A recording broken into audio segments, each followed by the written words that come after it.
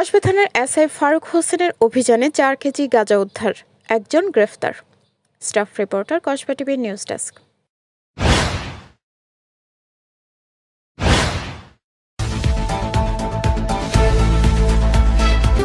Kasba TV, হৃদয়ে বাংলা। ব্রাহ্মণবাড়িয়ার কসবায় পুলিশের বিশেষ অভিযানে বিপুল পরিমাণ গাঁজা উদ্ধার করা হয়েছে। এই ঘটনায় একজনকে আটক করেছে পুলিশ।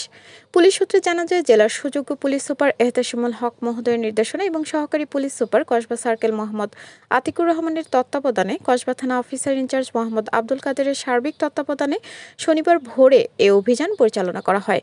অভিযানে নেতৃত্ব দেন এসআই ফারুক হোসেন। ভোর 5টা 10 মিনিটে 10 নং বায়েক ইউনিয়নের বায়েক সাকিনে মন্তাজ মিয়ার বাড়িতে তল্লাশি চালিয়ে একটি চৌচালা টিনের ঘরের খাটের নিচ থেকে 4 কেজি গাঁজা উদ্ধার করা হয়। এ সময় মাদক ব্যবসায়ী মোহাম্মদ হানিফ মিয়াকে হাতে নাতে গ্রেফতার করেছে পুলিশ। তিনি এই বাড়ির মালিক মন্তাজ মিয়ার ছেলে। গ্রেফতারকৃত আসামির বিরুদ্ধে কসবা থানায় নিয়মিত মামলা হয়েছে বলে জানিয়েছেন অফিসার ইনচার্জ মোহাম্মদ আব্দুল কাদের।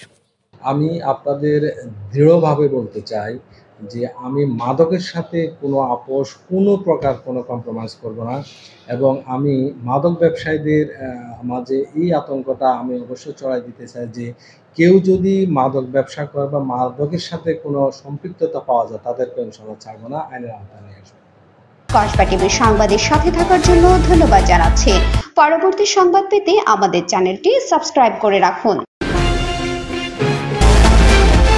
হৃদয়ে বাংলা, কসবা টিভি।